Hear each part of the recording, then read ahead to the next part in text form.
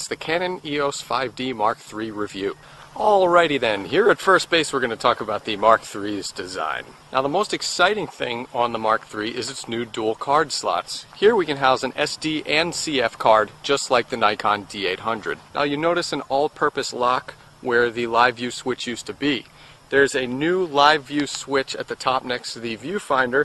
This is for photo and video recording with the start-stop button embedded in the middle. Another welcome addition to the Mark III was its headphone jack. Now I could actually listen to the audio that I was monitoring in conjunction with the mic jack, which allowed for an external microphone. Now compared to the Mark II and the Nikon D800, which have 921K displays, the Mark III has a nice 3.2-inch 1,040,000 pixel display. We have a nice 100% coverage optical viewfinder, and it's a new intelligent viewfinder according to Canon. We can now see grid lines and AF points on the viewfinder. However, I noticed one thing.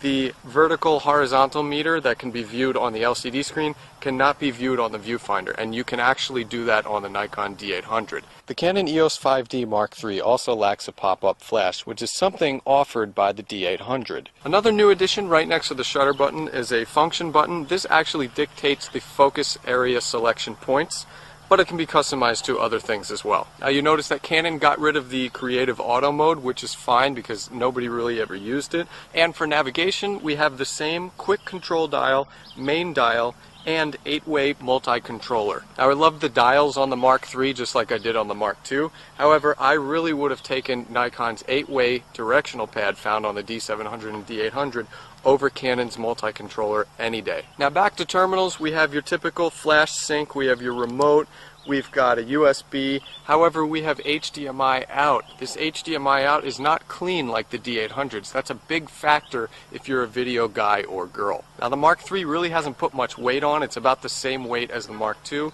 It's just a few ounces lighter than the D800.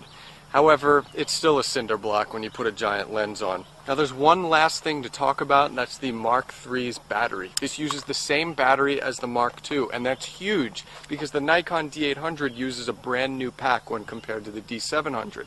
That means you can take old Mark II batteries and throw them in the Mark III. So overall, the EOS 5D Mark III has an improved design.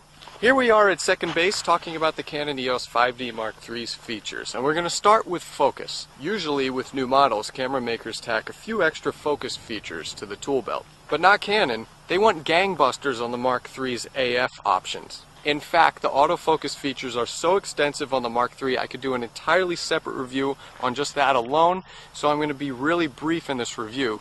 Go to the full review on technobuffalo.com for all of my AF findings. As you can see, AF has its own dedicated tab in the Mark III menu, and it's 5 pages long. We'll start with the Mark III's cases, or presets. These are for things like subjects entering the frame or erratically moving subjects. They can all be fine-tuned by different levels of tracking sensitivity, accelerating, decelerating sensitivity, and AF point auto switch. I used the versatile multi-purpose for most scenarios, and that really did the trick. However, we did do a go-karting shoot, and I used the subjects entering preset. That worked pretty well. But that's not all. You could also adjust the release versus shutter priority, which is basically speed versus accuracy. The camera will not take a picture unless it's focused when you have focus priority, and it will just snap away if it's in release priority just to get the shot off. Now the Mark III has 61 AF points compared to the D800's 51 points. There are up to 41 cross-type sensors depending on which aperture you're in, and for the most part this camera did an amazing job autofocusing. Now video mode is a different story on the 5D Mark III. Unlike the D800, which has full-time autofocus in video mode, the Mark III doesn't have that. In fact, you can't even refocus by pressing the shutter button halfway while you're recording a video. You have to focus first, then record. So for pretty much every focusing application in video mode, stick with manual. Thanks to its new sensor, the 5D Mark III can reach an ISO ceiling of 102,400, which is just astronomically high.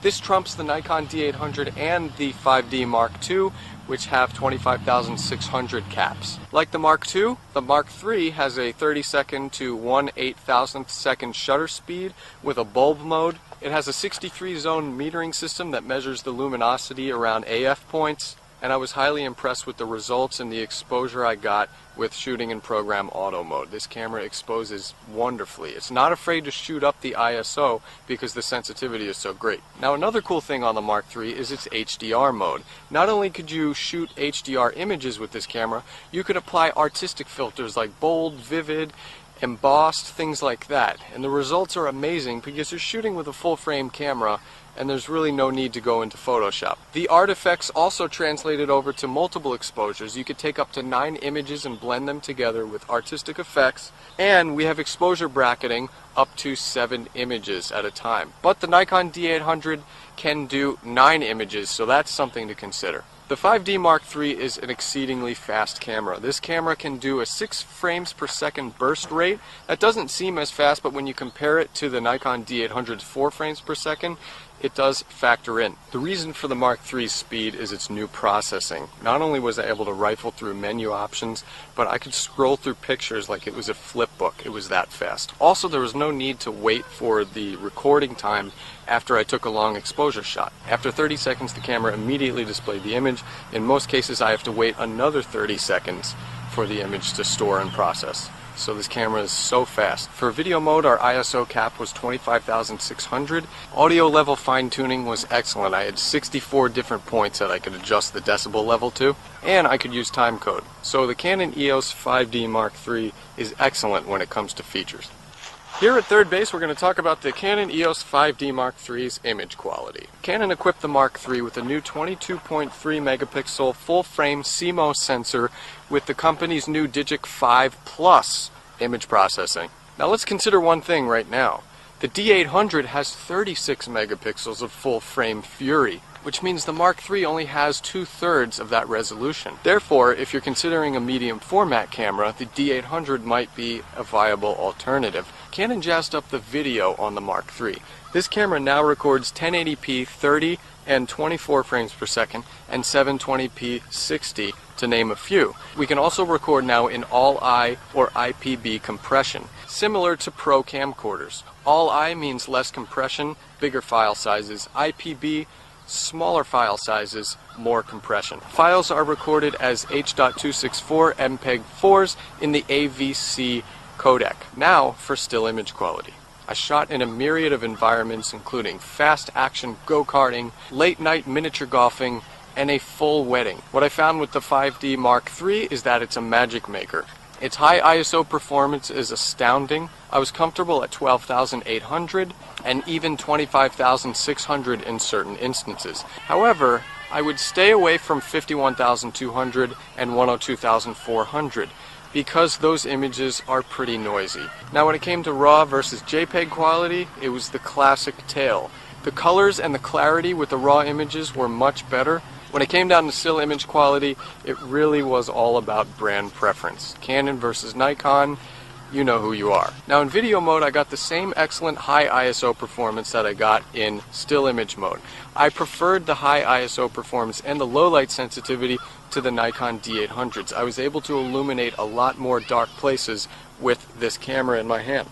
So in video mode, the Mark III was better than the D800 in low light. However, I noticed that Nikon videos had better dynamic range than the Canon did. And one thing that both cameras shared that I'm really not excited about talking about was the gelatinous blob on the go rolling shutter. In terms of the Mark III's audio, it has a built-in stereo microphone. It was okay, so I recommend using something like a Rode stereo video mic via the 3.5mm audio jack. Now when you do that, you'll notice that unfortunately DSLRs hype the blanket noise in the background.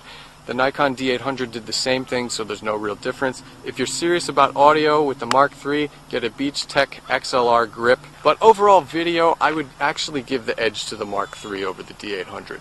Now it's time to slide into home with the Buffalo Call on the Canon EOS 5D Mark III. Undoubtedly, this is one of the best full-frame DSLRs on the market, but the big question comes down to the difference between the D800 and the 5D Mark III. And I think the answer is brand loyalty.